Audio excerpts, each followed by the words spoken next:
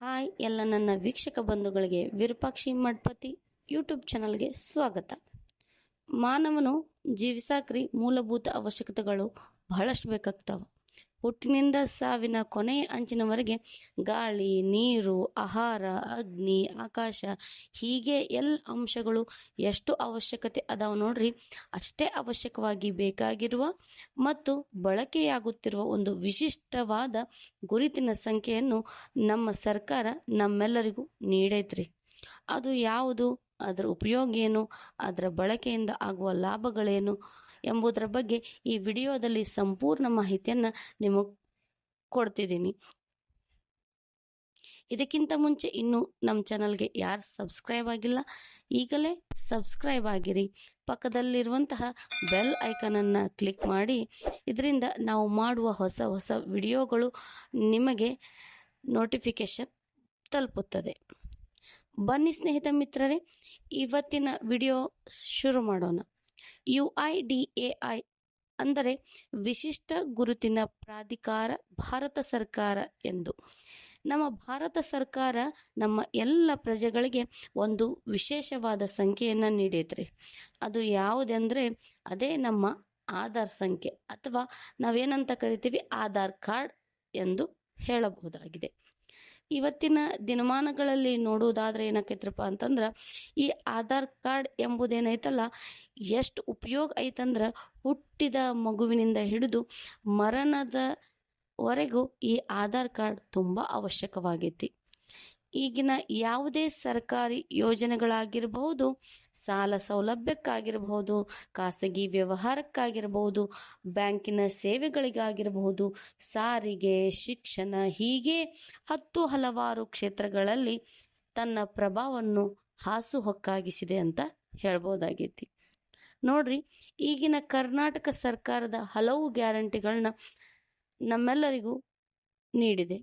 ಈ ಯೋಜನೆಗಳು ಕಾರ್ಯನಿರ್ವಹಿಸಬೇಕಾದ್ರೆ ಪ್ರಮುಖ ಪಾತ್ರ ಯಾವುದರದೈತಂತಂದ್ರೆ ನಮ್ಮ ಆಧಾರ್ ಕಾರ್ಡ್ ಆಗೈತಿ ಅಂತ ಹೇಳ್ಬೋದು. ಗೃಹಲಕ್ಷ್ಮಿ ಆಗಿರ್ಬೋದು, ಭಾಗ್ಯ ಜ್ಯೋತಿ ಆಗಿರ್ಬೋದು ರೀ, ಸಾರಿಗೆ ಸಂಪರ್ಕ ಆಗಿರ್ಬೋದು, ಇಂಥ ಹಲವು ರೀತಿಯಲ್ಲಿ ಆಧಾರ್ ಕಾರ್ಡ್ ಪ್ರಮುಖ ಪಾತ್ರ ವಹಿಸ್ತೈತಿ. ಇದೀಗ ನೋಡ್ರಿ, ಹೆಣ್ಮಕ್ಳು ಎಲ್ಲರೂ ಹೋಗ್ಬೇಕಂತಂದ್ರೆ ಒಂದು ಆಧಾರ್ ಕಾರ್ಡ್ ಇಟ್ಕೊಂಡ್ರೆ ಸಾಕು, ನಾವು ಫ್ರೀಯಾಗಿ ಆಧಾರ್ ಕಾರ್ಡ್ ಇಟ್ಕೊಂಡು ಕರ್ನಾಟಕದಲ್ಲಿ ಎಲ್ಲ ಕಡೆ ಪ್ರವಾಸವನ್ನು ಮಾಡಿ ಬರ್ಬೋದಾಗೈತೆ ನೋಡ್ರಿ. ಹಾಗೆಯೇ ಮಕ್ಕಳು ಹುಟ್ಟಿದಾಗಿನಿಂದ ಜನನ ನೋಂದಣಿಗಾಗಿರ್ಬೋದು, ರೇಷನ್ ಕಾರ್ಡ್ಗಾಗಿರ್ಬೋದು, ಶಾಲೆಯ ಅಡ್ಮಿಷನ್ಗಾಗಿರ್ಬೋದು, ಸ್ಕಾಲರ್ಶಿಪ್ ಪಡೆಯಲಾಗಿರ್ಬೋದು, ಹೀಗೆ ಹಲವಾರು ಕೆಲಸಗಳಿಗೆ ಆಧಾರ್ ಕಾರ್ಡ್ ಅವಶ್ಯಕವಾಗಿ ಬೇಕೇ ಬೇಕು. ಹೌದಿಲ್ರಿ? ಈಗ ಸರ್ಕಾರ ಒದಗಿಸುವ ಎಲ್ಲ ಸೌಲಭ್ಯಗಳ ಹಣವನ್ನು ನೇರವಾಗಿ ನಿಮ್ಮ ಖಾತೆಗೆ ಜಮಾ ಮಾಡಲು ಈ ಆಧಾರ್ ಕಾರ್ಡ್ಗಳ ಪಾತ್ರ ಬಹುಮುಖ್ಯವಾಗಿದೆ.